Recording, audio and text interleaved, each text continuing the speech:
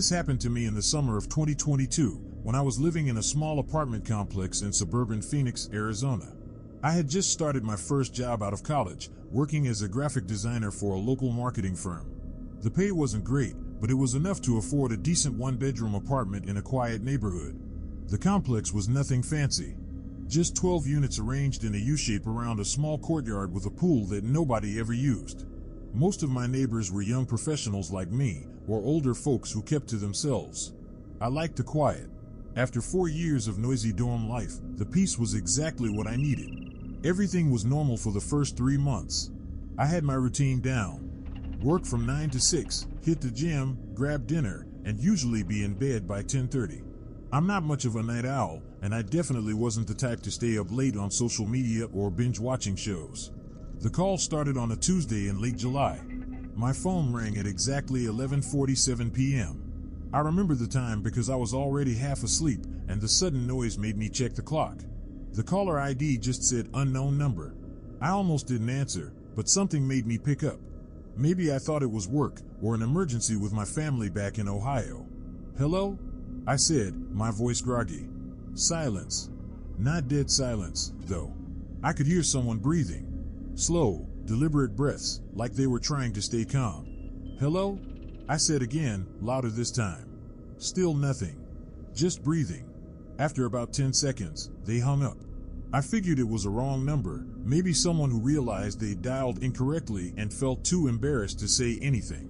I put the phone back on my nightstand and went back to sleep. The next night, it happened again. Same time. 11:47 p.m. exactly. This time, I was more awake when I answered. "Look, I think you have the wrong number," I said immediately. The breathing continued. But this time, I heard something else in the background. It sounded like typing. Like someone was on a computer, clicking keys slowly and methodically. "Who is this?" I asked.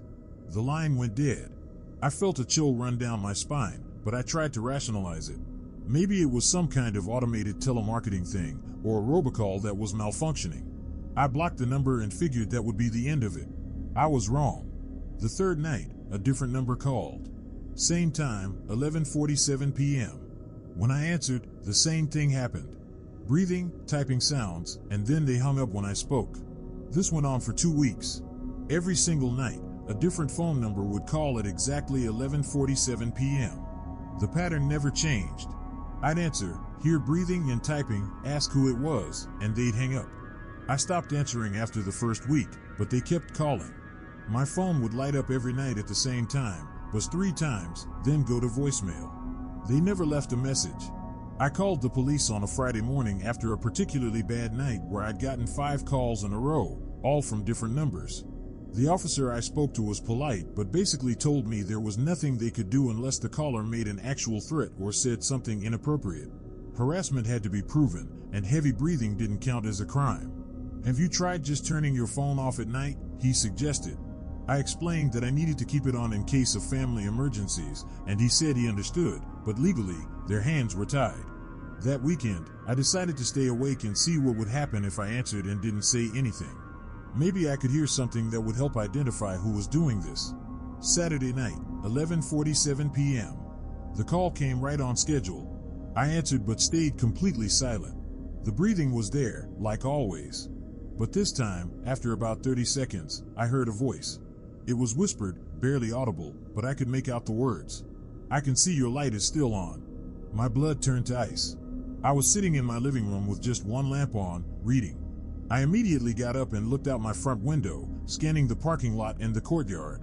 I didn't see anyone, but there were plenty of shadows where someone could hide. "What do you want?" I whispered back. "Just watching," came the reply. Then the line went dead. I called the police again immediately. This time, they took it more seriously because of the implied surveillance, but when they arrived 20 minutes later, there was no one around. They said they'd patrol the area more frequently, but again, without catching someone in the act, there wasn't much they could do. The calls continued, but now they were different. Instead of just breathing, the voice would make small comments. "You ordered pizza tonight. You got home late from work today. I like that blue shirt you wore yesterday." I realized this person was watching me constantly, documenting my routine, my habits, everything. I started closing all my blinds and curtains, but it didn't matter. They always seemed to know what I was doing. The breaking point came on a Thursday night in late August. The call came as usual at 11:47 p.m., but this time, the voice said something that made my heart stop. "I have a key." I hung up immediately and called the police. While I was on the phone with the dispatcher, I heard my front door handle rattle. Someone was trying to get in. The police arrived within 6 minutes, but by then, whoever it was had disappeared. They found scratches around my door lock, like someone had been trying to pick it or force a key that didn't quite fit. The officer told me that attempted breaking and entering was a serious crime, but since they didn't catch the person in the act and there was no evidence of who had done it, they still couldn't make an arrest. They suggested I install better locks and maybe consider moving if I felt unsafe. 2 days later, I found a spare key to my apartment sitting on my car windshield. My spare key. The one I kept hidden under a fake rock near my front door. I didn't even bother calling the police that time. I packed everything I could fit in my car, broke my lease, and moved back to Ohio that weekend. I never found out who was calling me or how they got so close to getting inside my apartment. But sometimes, late at night, I still check to make sure my phone is set to silent at 11:47 p.m. just in case. This happened to me in the winter of 2023 when I was working as a night security guard for a temp agency in rural Montana. The pay was decent and the work was simple. Mostly just sitting in empty buildings making sure nobody broke in or vandalized anything. I'd done warehouse gigs, construction sites, even a few office buildings. But this assignment was different. The building was an old department store that had been closed for about 3 years. It sat in what used to be the main shopping area of a small town called Millerville, but like a lot of places, the economy had dried up and most businesses had moved on. The building itself was huge, probably 30,000 square feet spread across 2 floors, with big display windows facing the street and a maze of empty departments inside. My job was to walk through the building every 2 hours, check all the doors and windows, and basically make sure everything stayed secure while the owners figured out what to do with the property. Simple enough. The shift was 11 p.m. to 7 a.m. 4 nights a week. The first few nights were exactly what I expected. Quiet, boring, and uneventful. I'd bring a book, some snacks, and just kill time between my rounds. The building had electricity for the security system and basic lighting, but no heat, so it was pretty cold inside. I'd bundle up and make my walks with a flashlight, checking off each area on my clipboard. The weird stuff started on my second week. I was doing my midnight round, walking through what used to be the clothing department, when I heard music playing somewhere in the building. It was faint, like it was coming from far away, but definitely there. It sounded like old jazz music, the kind they used to play in elevators. I followed the sound toward the back of the store, past empty clothing racks and dust-covered mannequins.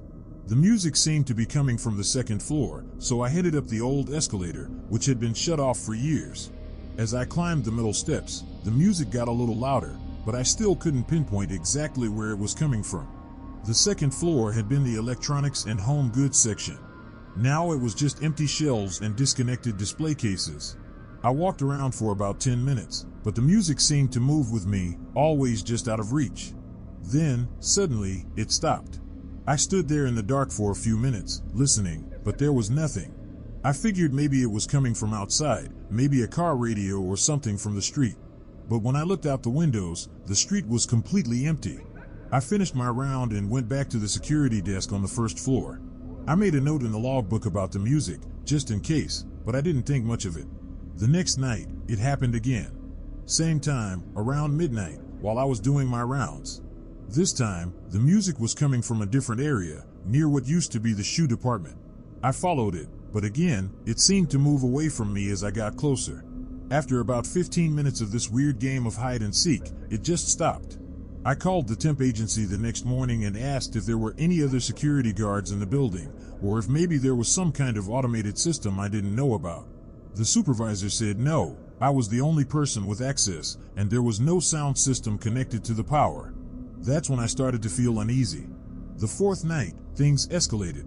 I was sitting at the security desk around 1 a.m. when I heard footsteps upstairs. Not the music this time, but actual footsteps. Slow, deliberate walking, like someone browsing through the aisles. I grabbed my flashlight and radio and headed upstairs. The footsteps continued as I climbed the escalator, but they seemed to be moving away from me, deeper into the store. I followed the sound through the empty departments, my flashlight beam cutting through the darkness, but I never saw anyone. The footsteps would stop whenever I stopped, and start again when I started walking. It was like someone was playing a game with me, staying just ahead, just out of sight. After about 20 minutes of this, I got frustrated and called out, "Hey, this is security. If someone's in here, you need to come out now." The footsteps stopped immediately. The building went completely silent. I waited for about 5 minutes, then continued my search. That's when I found the shoe prints. They were in the dust on the floor near what used to be the jewelry counter. Fresh prints, definitely made recently, leading from the escalator toward the back of the store. But here's the thing that made my blood run cold: they just stopped. Right in the middle of an open area, the footprints ended. No exit, no turn, nothing. Like whoever was making them had just vanished into thin air. I took pictures with my phone and called the police. 2 officers showed up about 30 minutes later. I showed them the footprints, explained what I'd heard, and they walked through the building with me. They were professional about it, but I could tell they thought it was weird too. One of them even said the prints looked fresh. But here's where the police couldn't help part comes in. They said that since there was no sign of forced entry, no damage to the property, and no actual crime being committed, there wasn't much they could do. They suggested maybe it was someone with legitimate access who forgot to tell me they'd be there, or maybe the prints were older than they looked. They filed a report, but basically told me to call back if I actually saw someone or if anything got stolen or damaged. The next night, I almost didn't go to work. But I needed the money, and honestly, part of me was curious about what would happen next. I got my answer around 2:30 a.m. I was doing my round on the first floor when I heard my name being called. Not shouted, but spoken clearly, like someone was trying to get my attention. It was coming from upstairs. "David? David, can you come here for a minute?" It was a woman's voice, middle-aged, friendly.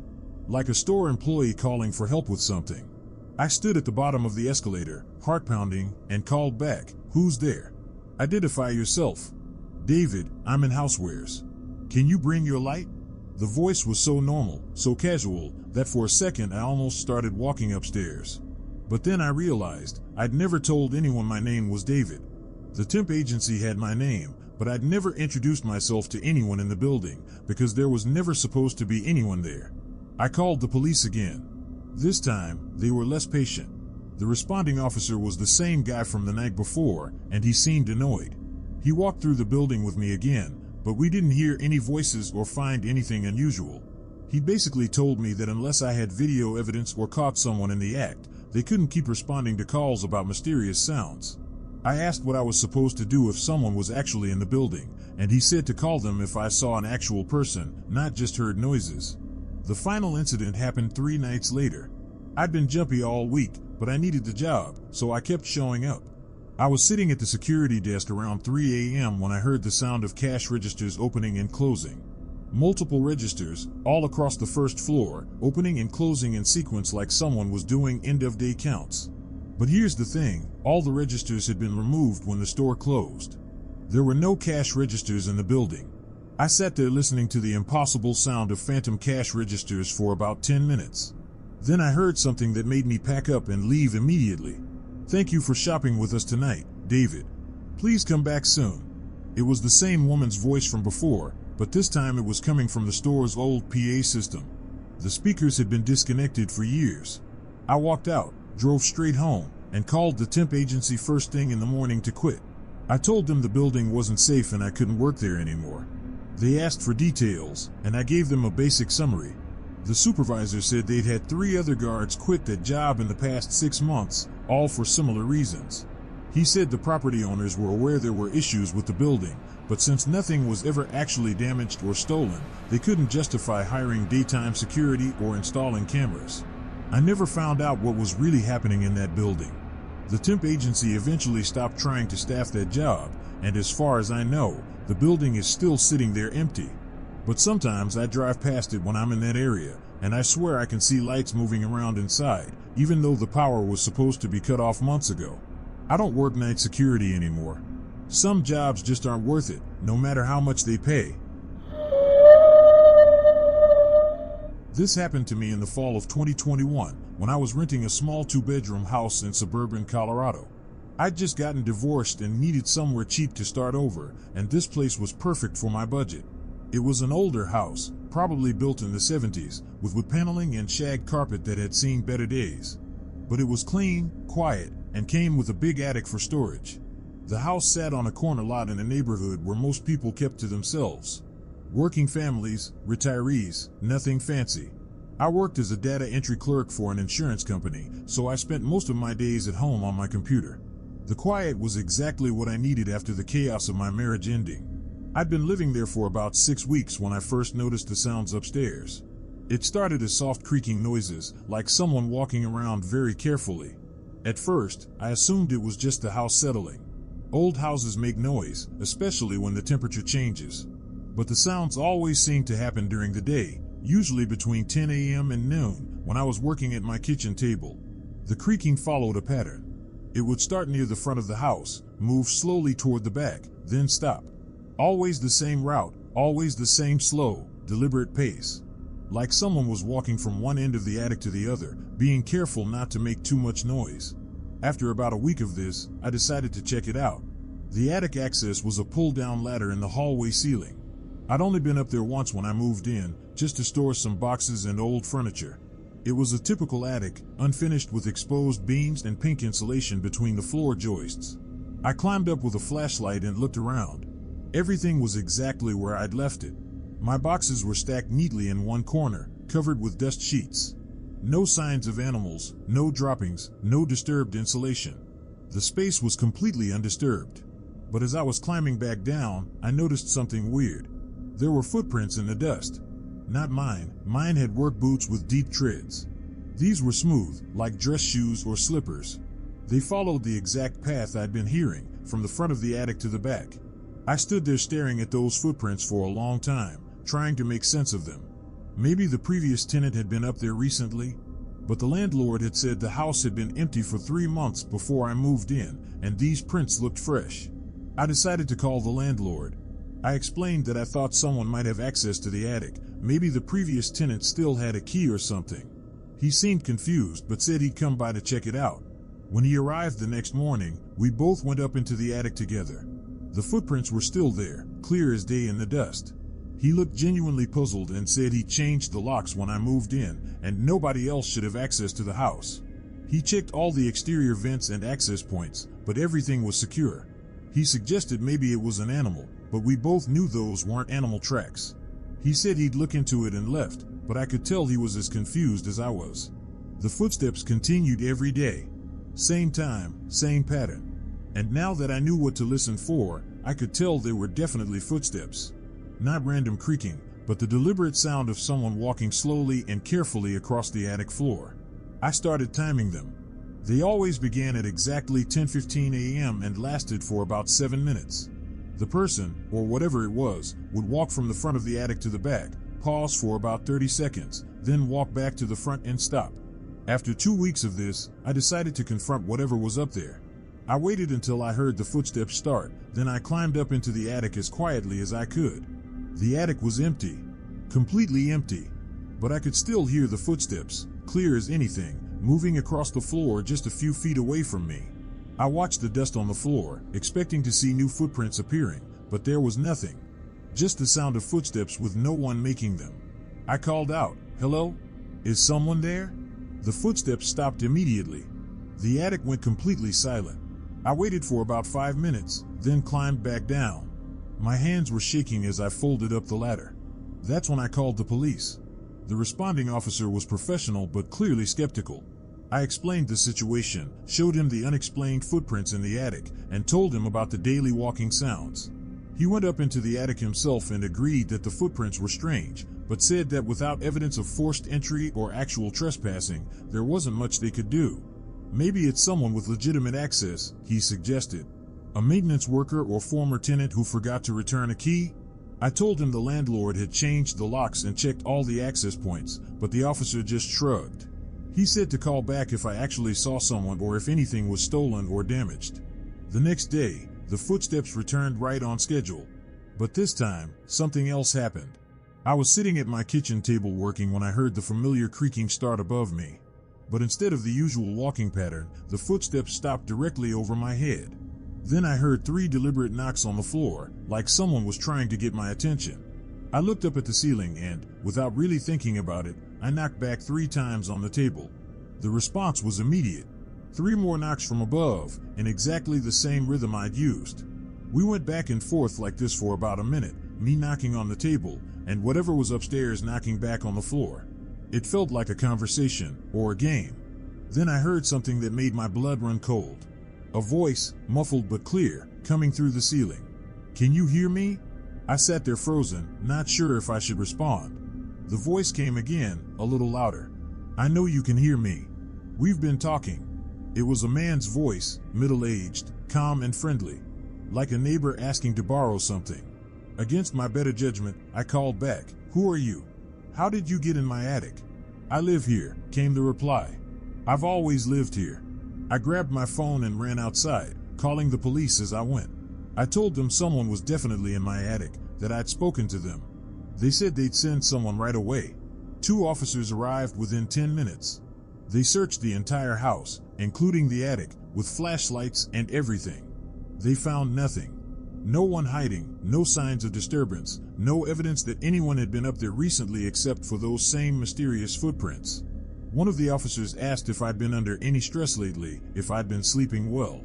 The implication was clear. They thought I was hearing things. But I knew what I'd heard. And the next day, it happened again.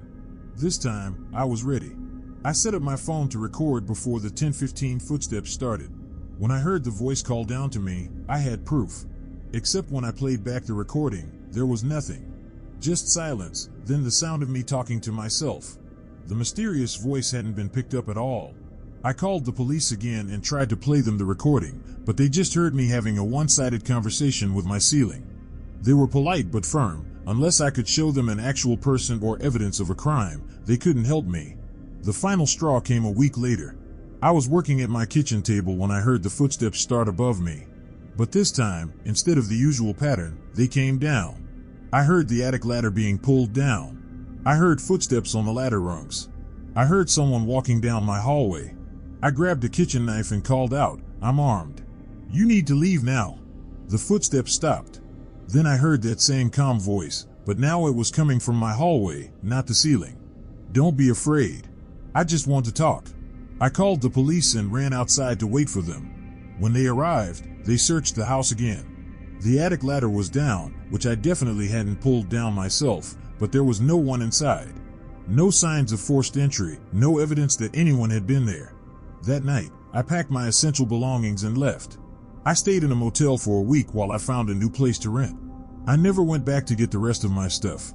I told the landlord to keep my security deposit and just mail me anything important. He called me a few days later to say he'd found my belongings neatly packed in boxes by the front door, with a note that said, "Thank you for the company." I never found out who or what was in that attic. The landlord said he'd had 3 previous tenants in the past 2 years, and they'd all left suddenly without explanation. He said he was thinking about having the house blessed or something, because the turnover was getting expensive. I don't know if that helped, but I do know that I'll never rent another house with an attic. Some spaces are meant to stay empty, and some voices are better left unanswered.